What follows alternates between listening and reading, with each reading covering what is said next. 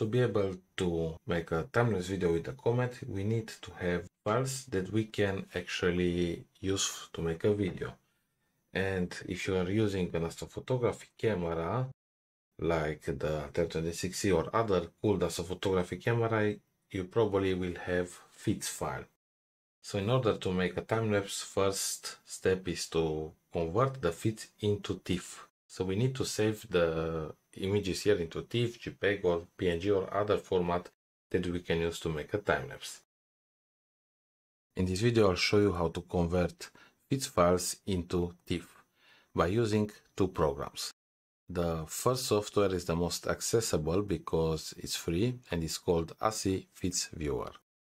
The second software that I'll be using to convert fits into TIFF is called AstroPixel processor. I'm here on the computer and I want to show you now the ASI Fits Viewer. First we need to go and open astronomyimagingcamera.com and go software drivers, and here we have ASI Studio, and then you'll proceed and you'll be able to download it.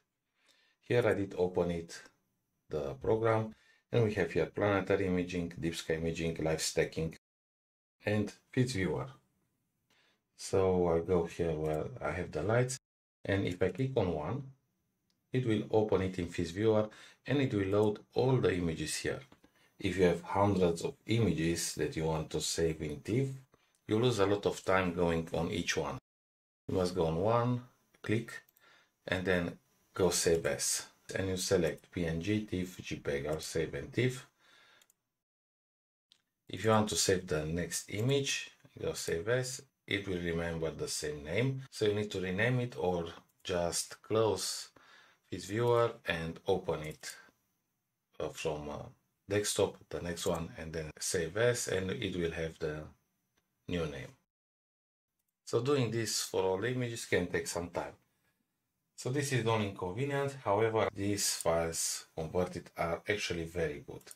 They are stretched, also RGB aligned, and the stretching is not too strong, so you won't see any light pollution artifacts here. The images look a little bit bright from Fits Viewer directly, so we still need to process them before making a time-lapse, or if we go directly, we need to process the video after. So we have more contrast here on the sky. So this is a Fits Viewer, free and very easy to use. The only inconvenience is that you need to save each file one at a time. I opened now AstroPixel processor here on my PC. So we do have a small advantage because we'll be able also to calibrate the images. Now let's continue and we go to tab 0 and we select here a pattern RGB. You need to select your camera Bayer matrix pattern and then force Bayer matrix. So this is the same step that you'll do when you want to stack images with AstroPixel processor. Now we've established here the settings for our fits. We loaded our images. Then we move to tab 2, calibrate. Here we'll just go lower and select create masters and assign to lights. And we leave AstroPixel processor to create master, dark and bias and to assign them to the light frames. Then we'll continue to the next step. AstroPixel processor finished and we have now the images calibrated. Now we can proceed on the next step. Here we have two options. Ignore analyze stars and register and just go at normalize, click here normalize lights and then save normalized frames. We'll have the same image saved in 16 or 32 bits, stretched and RGB aligned. Then we can process it after using different software like Adobe Camera Raw that will allow us to process the images in 32-bit.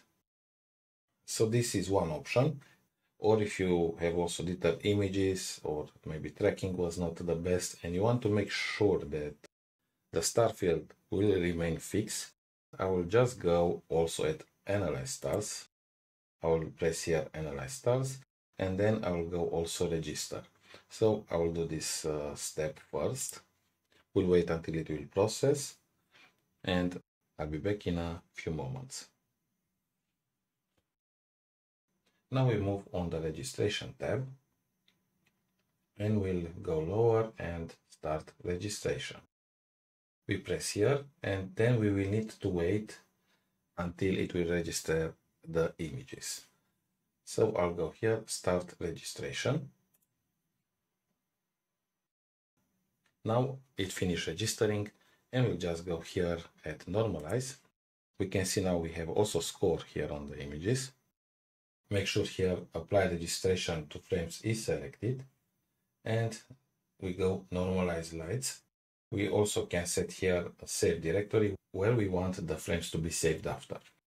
First, we will hit normalize lights. After this process will finish, we'll proceed and save our images.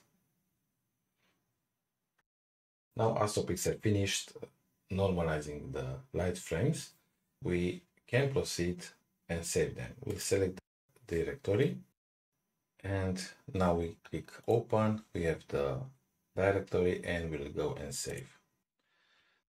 We need to select here the format. We'll go TIFF. Here we have some options from 8-bit. I do not recommend 8-bit at all. So 16-bit to 32-bit will be our option for a good result. And after processing also in 16-bit and 32 bits in Adobe Camera Raw, I've noticed that I got a better result with the 32-bit floats. It was easier to process. So I'll select 32-bit. Bear in mind, this will also occupy more hard drive space, having double the size of the file. Now we'll go here and I'll select 300 dpi, and I'll press OK. So now it will save all the images in TIFF 32-bit. After it will finish, I will just go and show you the results after I process the images. Here we have the first image from Fits Viewer that I saved in TIFF and processed in Adobe Camera Raw. I really like the result, very clean background. The stars look good, the comet looks good.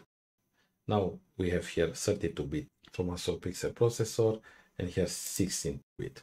We can see here we do have also more noise, it's fuzzier. 32-bit looks okay, and also the Fits Viewer. And here the sky looks cleaner, and the main advantage, it was with no gradients. So much easier to process and no gradients visible. The conclusion is that you can use both software to get good images. However, the images from Fits Viewer are easier to process, in my opinion, and I didn't see any big problems with gradients. So on saving a couple of Fits files into TIFF, I'll probably go with Fits Viewer. And if I do have hundreds of images and I do not want to save them each one at a time, I will go with AstroPixel processor. Don't miss also the next tutorial when I'll show you how I will use these TIFF files to make a video time lapse with the Comet C2017 K2 Panstarrs.